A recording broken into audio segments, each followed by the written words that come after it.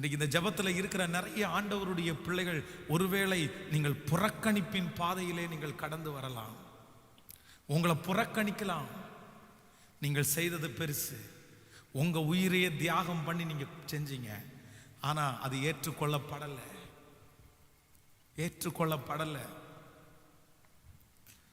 நீங்க உங்களை வருந்தி தான் அந்த காரியத்தை செஞ்சீங்க. ஆனா செய்யற வரைக்கும் எல்லாரும் நல்லா இருந்துட்டு அந்த காரியம் முடிஞ்சதுக்கு அப்புறம் உங்களுக்கு ஒரு கைத்தட்டு கூட கிடைக்கல. ரிஜெக்ட் பண்ணதான் மிச்சம். அவ்வளோ பெரிய காரியத்தை செய்து உங்களுக்கு கனம் கிடைக்கும்னு நினைச்ச இடத்துல இல்ல உங்களுக்கு ரிஜெக்ஷன் தான் வந்துருச்சு. ஆனா பரிசுத்த ஆவியானவர் இன்றைக்கு உங்களோடு பேசுகிறார். மகனே, மகளே, நீ அந்த புறக்கணிப்புகளை தாண்டி வா.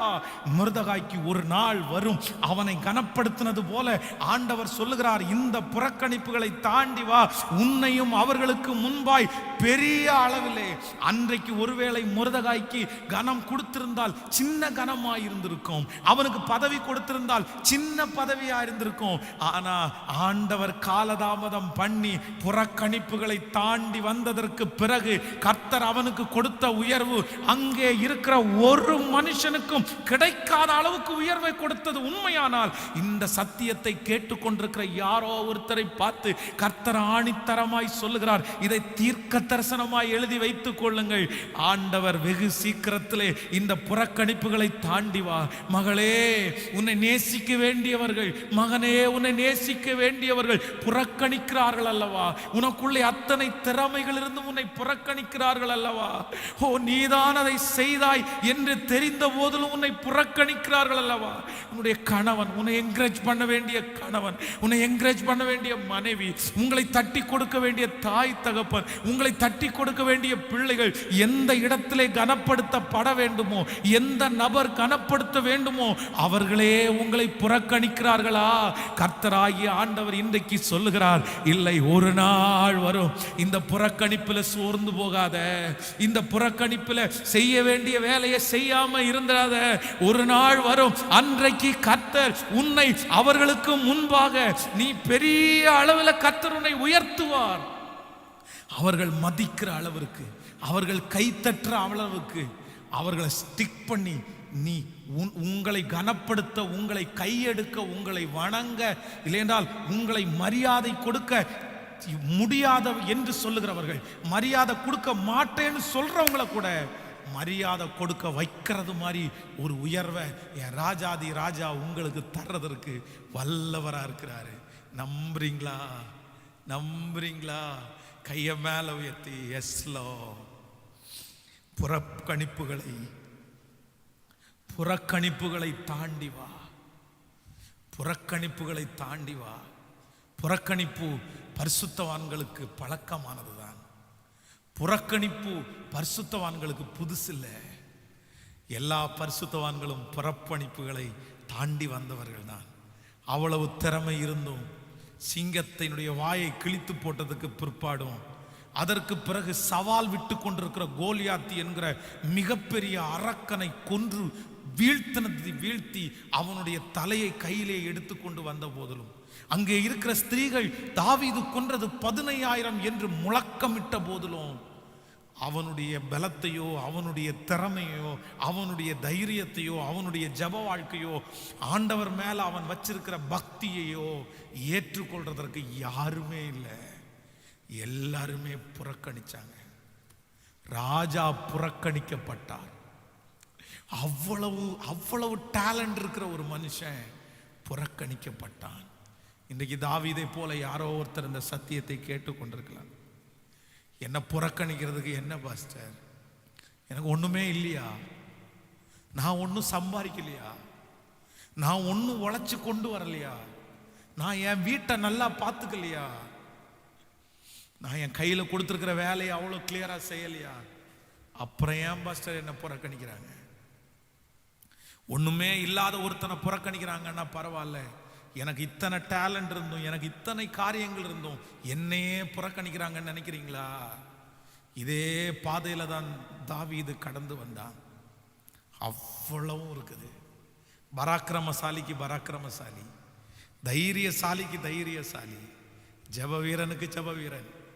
இசைக்கருவியிலே வாசிக்கிறதுல தேர்னவனுக்கு இசைக்கருவியிலே வாசிக்கிற தேர்னவன். அவன்கிட்ட இல்லாத டேலண்ட் எதுவுமே இல்லை.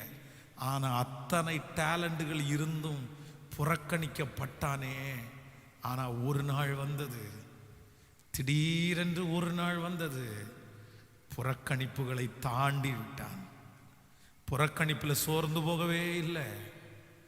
நான் இவ்வளோ டேலண்ட் உள்ளவன், என்னை புறக்கணிச்சாங்களேன்னு சொல்லி வீம்பு பண்ணலை.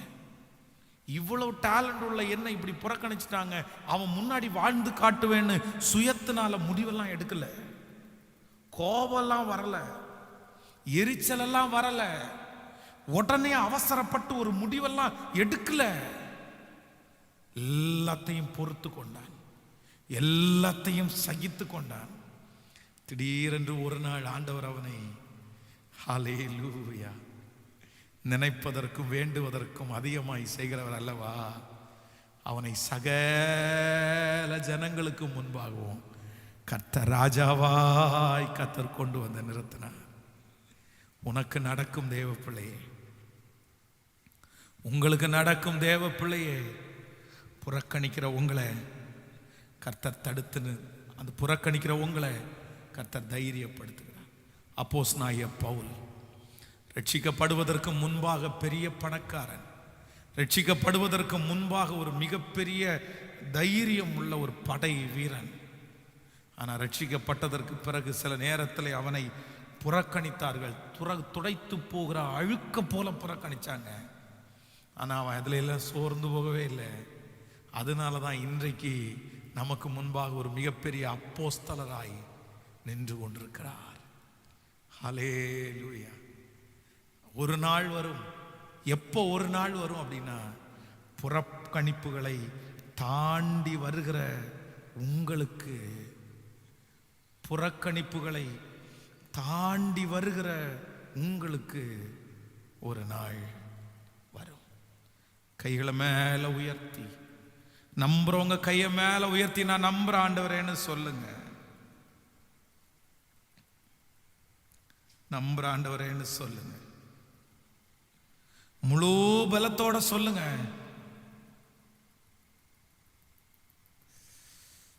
சொல்லுங்க.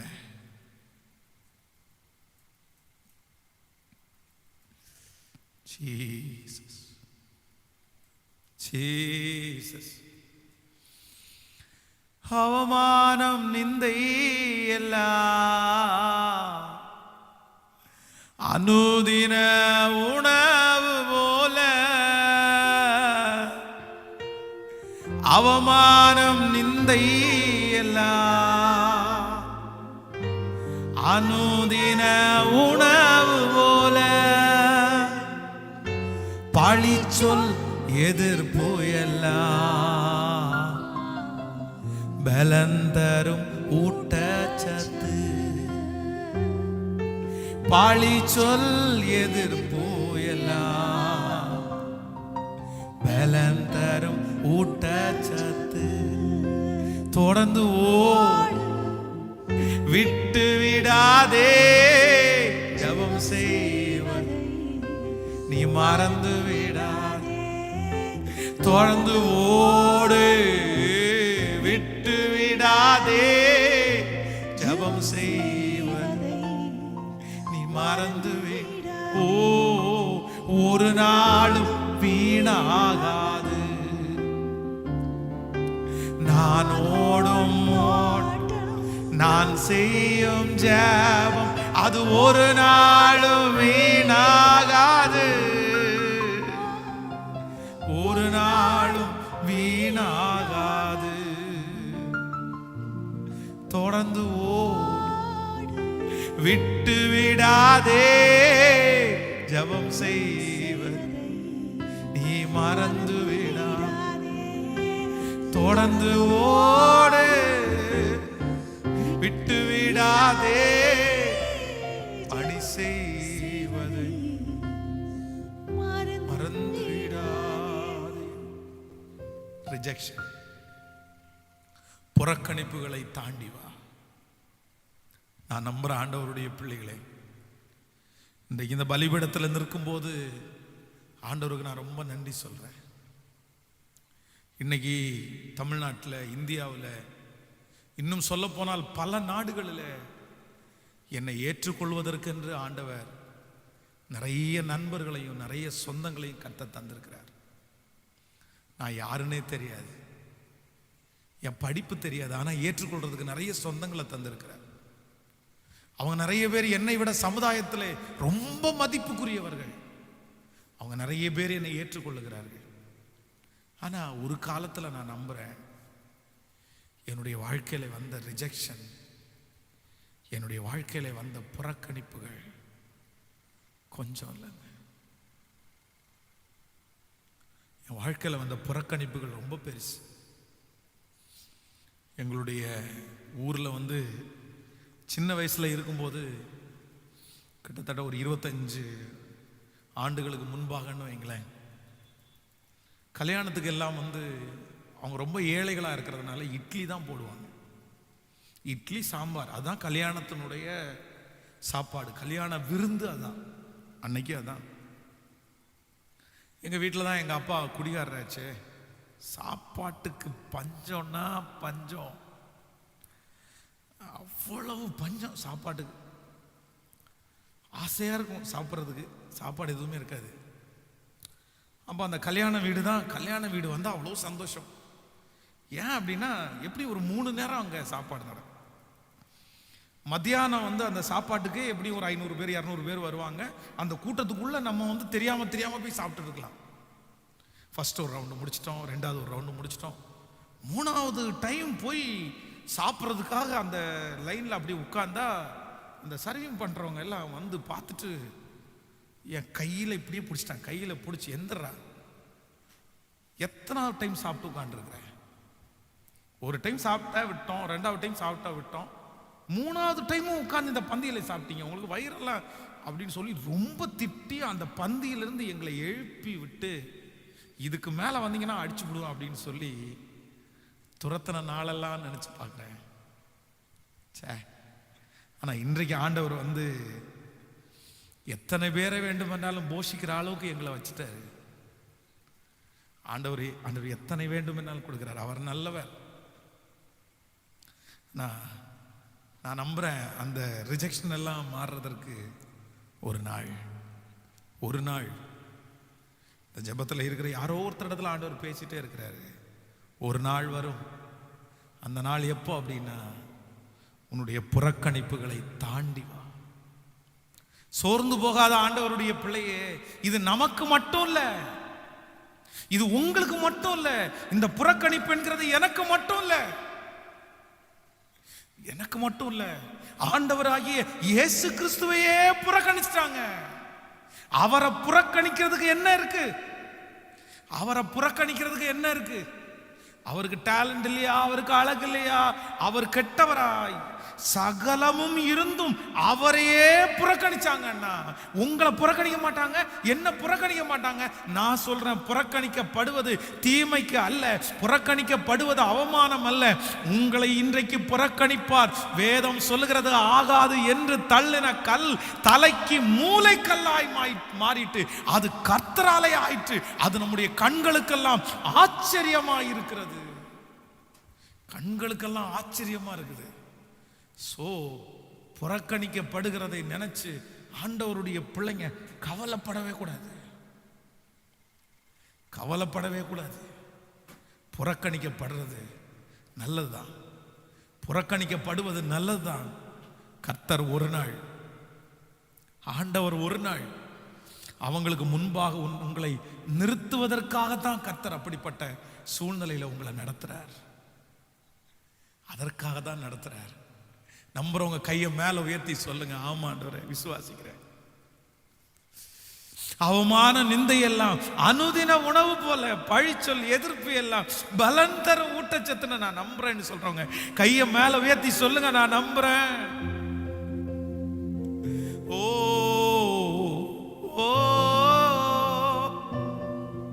தொடர்ந்து ஓடு, விட்டு விடாதே,